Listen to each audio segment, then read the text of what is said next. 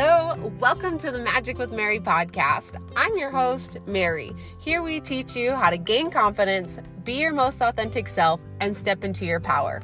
If you feel stuck, you're in the right place because I'm going to help you release what's holding you back. You're so freaking powerful, and all you have to do is unpeel the layers that are keeping you trapped from being who you truly were meant to be. So if you're ready for the magic to begin, let's dig in.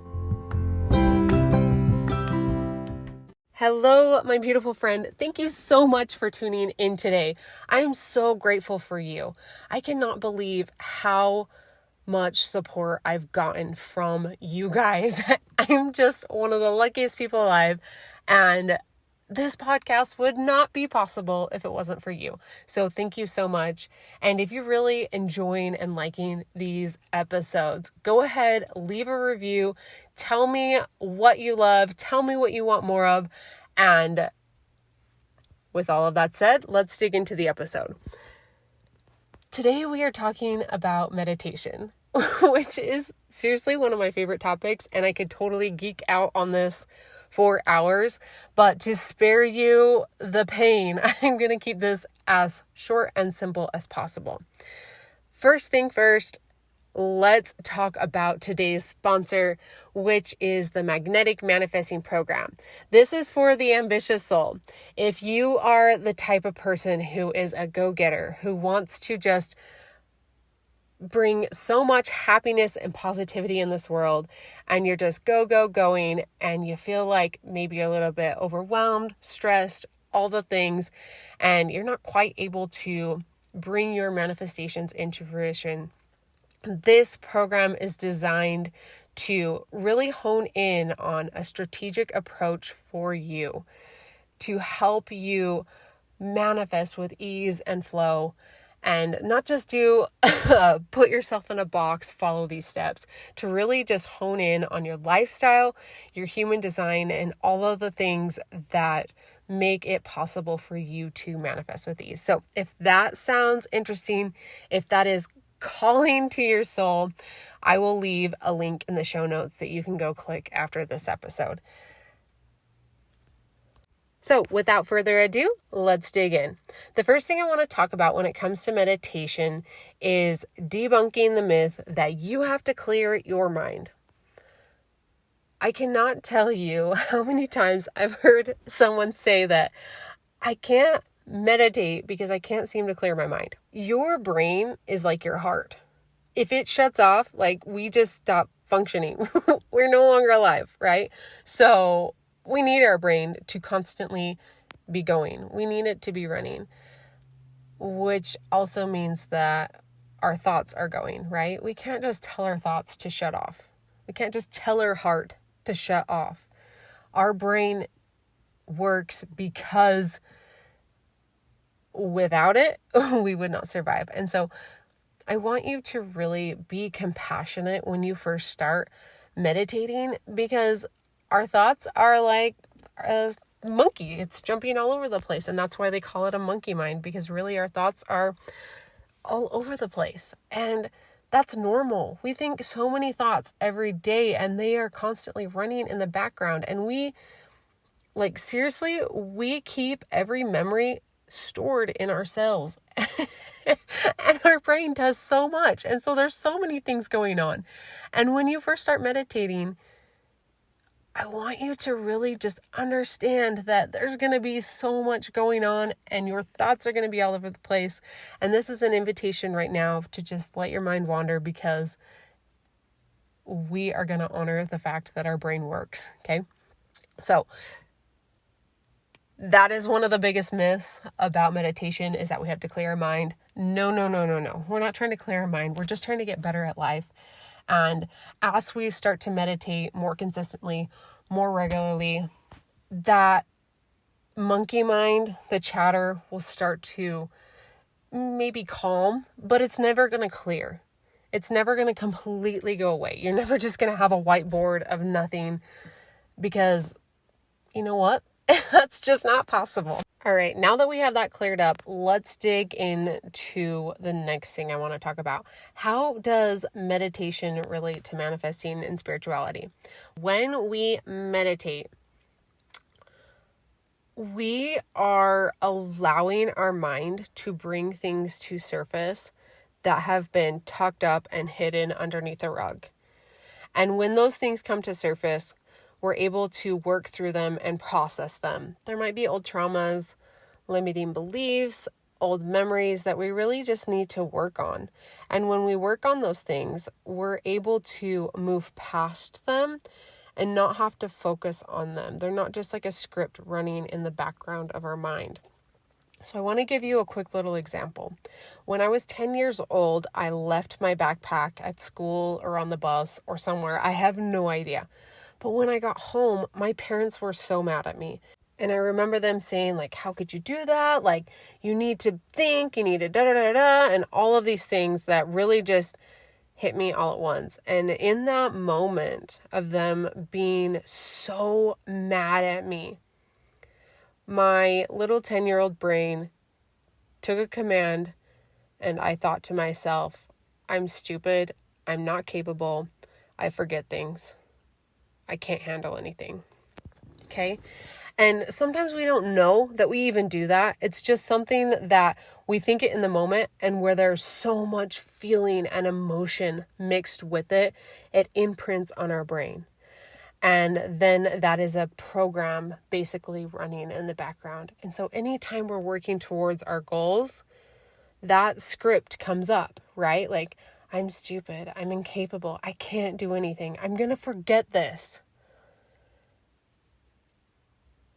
And sometimes, and what I did was basically hide that memory. I took that memory and I hid it so far under the rug that I didn't even know it was there. And I had no idea that that script was running in the background. And I had no idea that it was keeping me from being able to accomplish the things that I wanted to accomplish. If it wasn't for my meditation routine, this memory would have never surfaced, and I wouldn't have had the opportunity to work through it and do that healing and inner child work that cleared it up for me and really updated my memory and reminded me that I'm no longer 10 years old. I'm smart, I'm strong, I'm capable, and I remember things.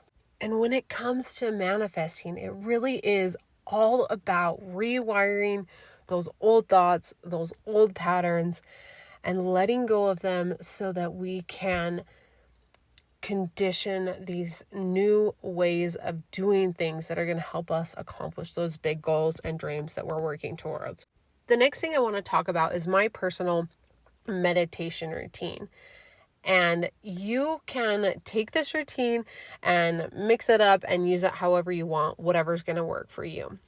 When it comes to meditation, we need to be consistent or else we're not going to see the benefits of it.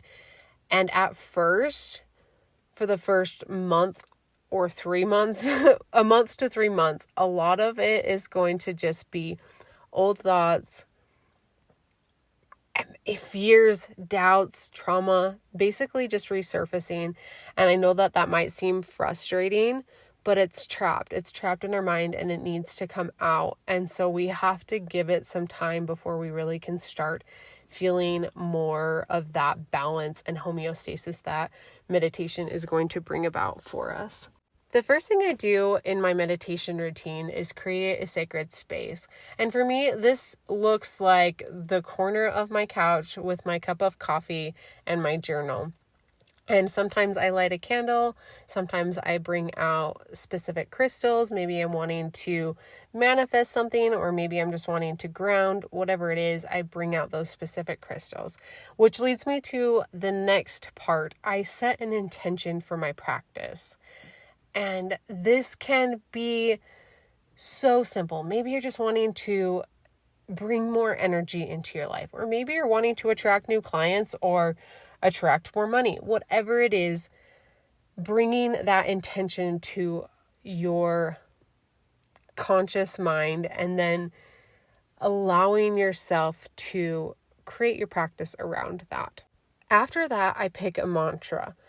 This might be something like, I am whole, I am one, I am enough. And sometimes I keep it as simple as one, like I am one with the universe. From there, I get into a comfortable position where I'm sitting upright with good posture, shoulders down. I take a few deep breaths and just let myself settle into that space. From here, I think of something I'm grateful for. Just one simple thing. Maybe it's my son. I can hear him in the bedroom snoring, and it just makes me giggle and laugh, and I'm grateful that he's in there. Or maybe I'm grateful for the beautiful view outside my window. Whatever it is, I'm grateful for it, and I think about it, and it brings happiness into my meditation space. Then I move into a mindfulness practice. This can be some deep breathing, or maybe you want to do like a body scan, or like your 5 senses, go through each of them and really like hone in on the ones that you can feel in the room and just become aware of them. One of the things that I really want to emphasize here, when it comes to meditating, it can be a little bit frustrating that we don't always like slip into that meditative state right away.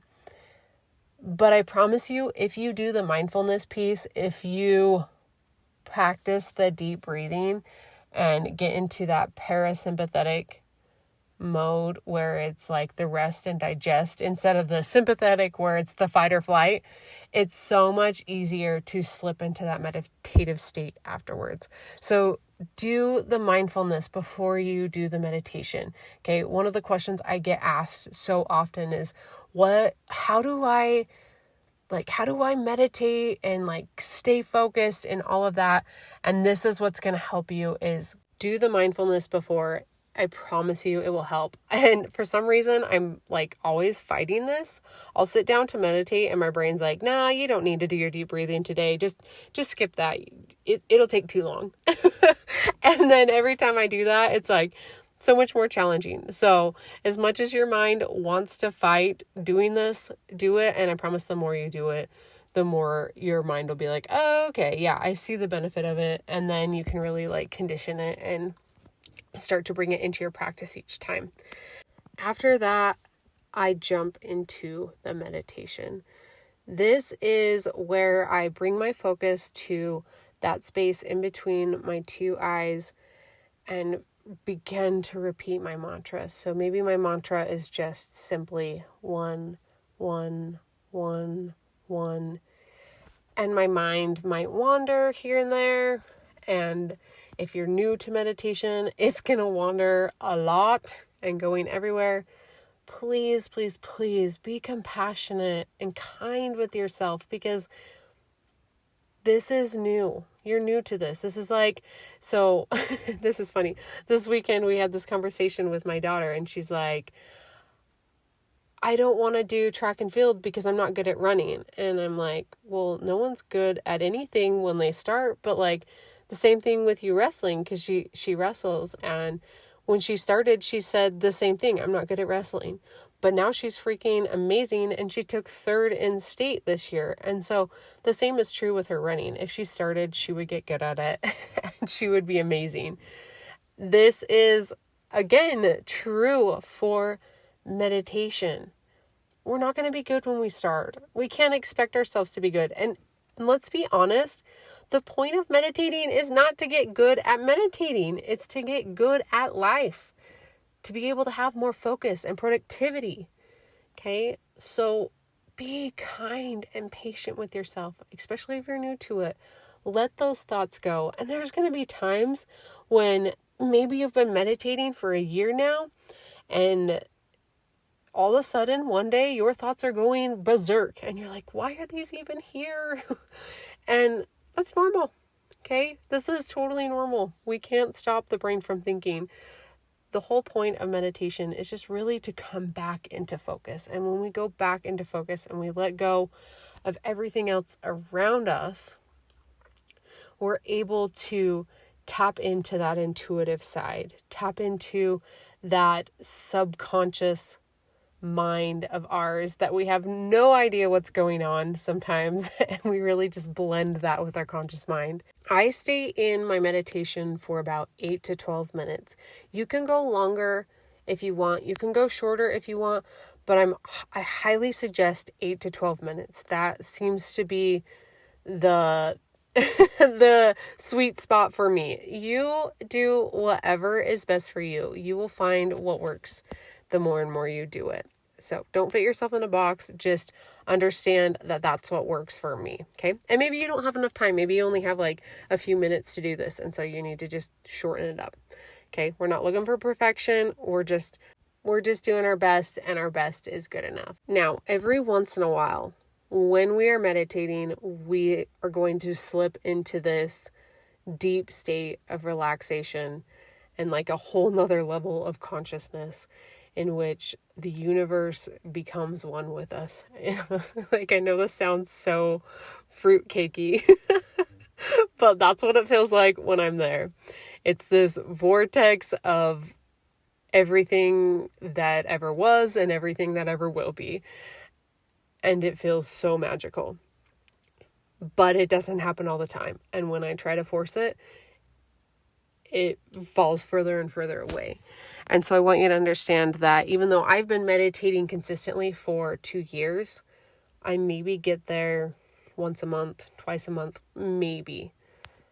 But when I do get there, it is so magical. After I do my meditation, I jump into a visualization. This is super important that we do this after the meditation part, because our subconscious and conscious mind are very blended together. And so we can imprint on our subconscious mind right here, right now, when it's in the susceptible state, making it believe that our dreams are part of our reality, because we see in pictures and our mind has no idea what the difference is between real and fake. And so use this time to visualize the things that you want to bring into your life and really dig into that feeling of already having it, what it feels like to be there, and just let it fill up your heart and soul. Okay? And I promise you, later on in the day, you're going to get some intuitive nudge to take action towards that goal. The next thing I do is really bring my practice into full circle. This is when I come back to gratitude and I think of a few quick things that I'm so, so grateful for. And then I open up my eyes and my practice is over. From here, this is when I pull out my journal. This is when all of those things that were going on in my mind when I was meditating, I organize and really let them process on a whole nother level. Any of those frustrations, I write them out, right? Something that's been bothering me that keeps coming up, like obviously that's something I need to work on. I need to heal. And maybe an old trauma came up and you decide that, well, right now is a good time to call a therapist and talk that through. Or maybe you have some limiting beliefs and you're like, hey, I should call Mary because Mary's this magical manifesting coach and she could totally help me work through those limiting beliefs and reprogram my subconscious mind. So you might have a bunch of stuff come up and you're going to have some amazing things come up too. If you've said a prayer lately or asked for something from the universe lately, those things are going to pop into your mind when you're meditating. Just listen and then write them down afterwards. And if you're really not sure where to begin with your journaling, you can go grab my Magic Manifesting Journal. This is one that is put together for the ambitious soul, for the person who has so many ideas, so many thoughts, and you just want to get them organized. And then really be able to take that intuitive action, be able to feel into the things that you're grateful for and the things that you desire, and get into that be, do, have mentality. So go grab my journal. Again, I'll put that in the link to the show notes. And that is all I have for you today. Again, thank you so much for showing up. Thank you for tuning in. If you found some golden nuggets, share that with some friends, share it with people you love.